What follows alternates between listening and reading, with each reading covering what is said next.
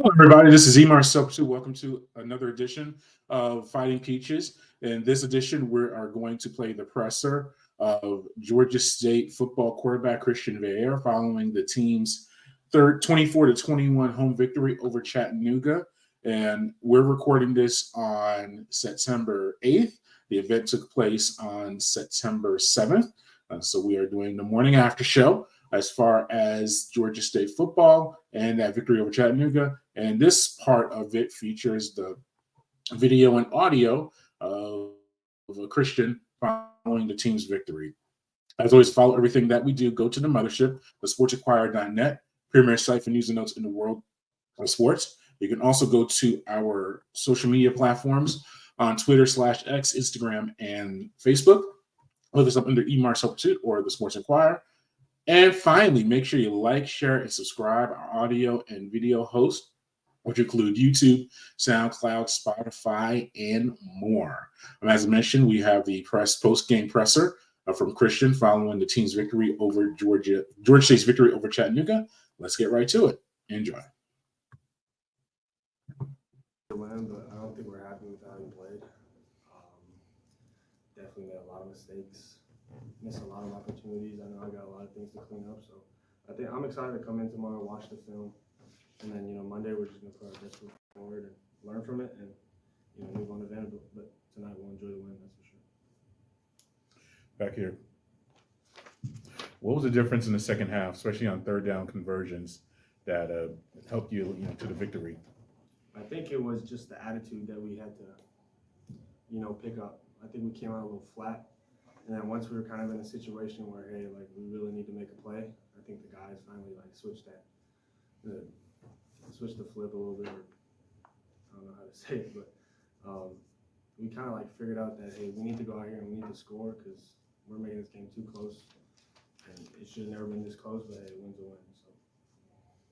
Yeah, and talking with coach as well, had 35 rushing attempts. Seemed like a lot of short passes, even a shuffle pass that led to one of the scores. Was that the approach of the contest to really use the run and even the short passing game to move the ball downfield? Yeah, well, we knew that we were a big zone drop team, a lot of zone eyes, so we knew that the underneath coverage, meaning linebackers and stuff, they were going to get a lot of depth, so we were going to hit short routes and try to get a lot of yak. So, I mean, I think a lot of our runs with some RPOs, I think that's just our bread and butter. I think we've executed that very well. I think we, if you just look at the percentage of all the plays from the last 2 weeks, I think we're probably in the positive in terms of yards gained. So, I mean, I think that's just the type of team we are, and if we gotta do that to win every game, we'll do it. You were able to open up a little bit there. You got a touchdown to Ted and ended up with 6 catches, 83 yards. It seemed like a little connection was growing there tonight with Ted. Yeah, I mean, Ted played a hell of a game.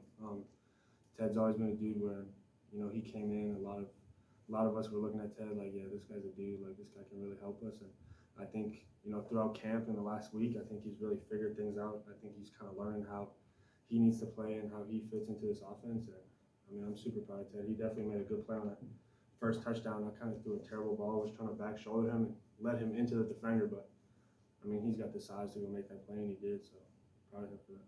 Yes. What's your journey been here since you got to Atlanta and starting these first 2 games at Georgia State? Yeah, well, first of all, I love Atlanta. I'm having a great time. I think as soon as I came in, I just felt comfortable. I've known Coach Chaney since I was getting recruited back in 2019. That was the first time I met him. And then Ryan knew of me when he worked at Georgia. We kind of exchanged some Twitter DMs. So coming in, I just felt comfortable with the situation. I felt confident, and I think that's a big thing for me is just feeling confident here. And I love the team that we have. I love the brotherhood that we have. And that just makes it easier to come in every day and practice hard and really put your best foot forward. Are you feeling more comfortable in the system and what you guys are trying to do?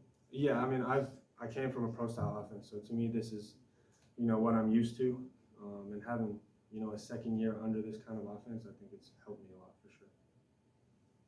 How important for this team's growth was that last scoring drive that won the game for you? Huge, and I think everybody realizes what we need to do, and how we need to come out first drive.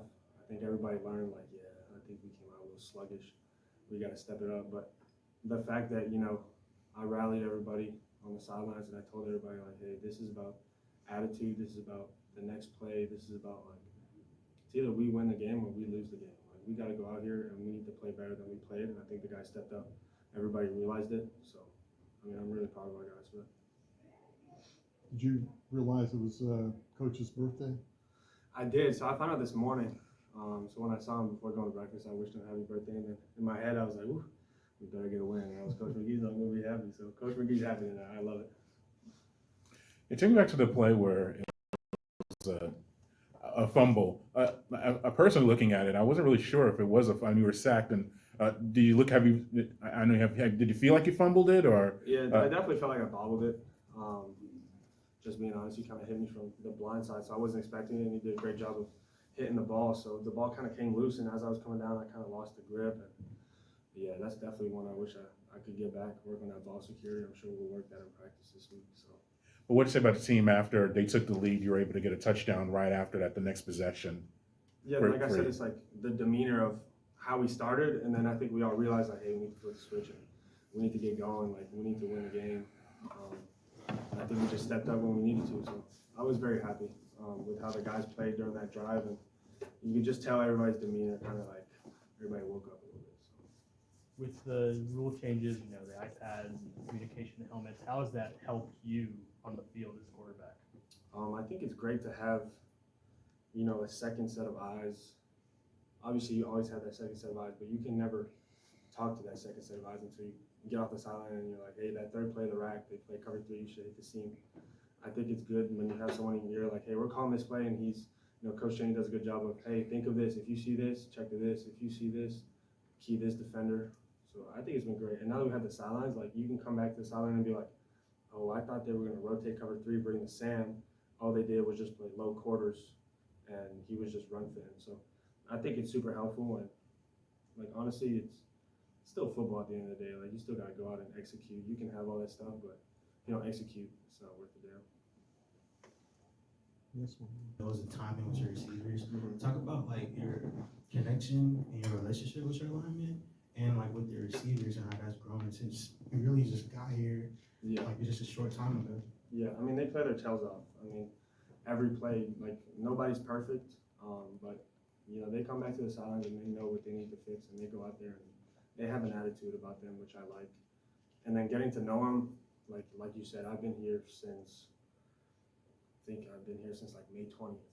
So it's been, you don't learn someone overnight.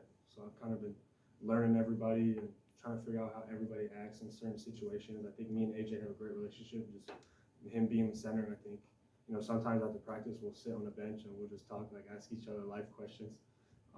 That's kind of cool. I think I should start doing that with the other linemen. So, but they're a great group of guys, and I know they play their tails off. So when I have to make a play and get them out of a bad situation, I'll do it.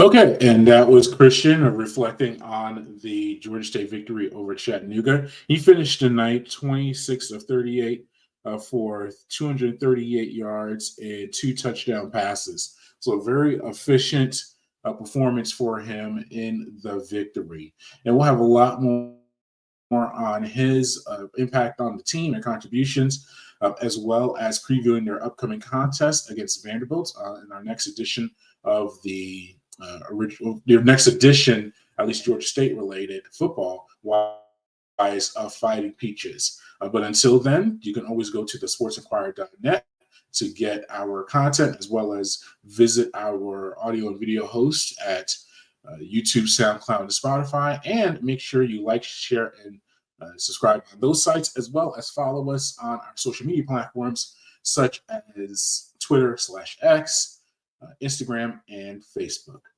Thank you once again for watching or listening to the latest edition of the Fighting Peaches. Until next time, good fight, good night, be safe.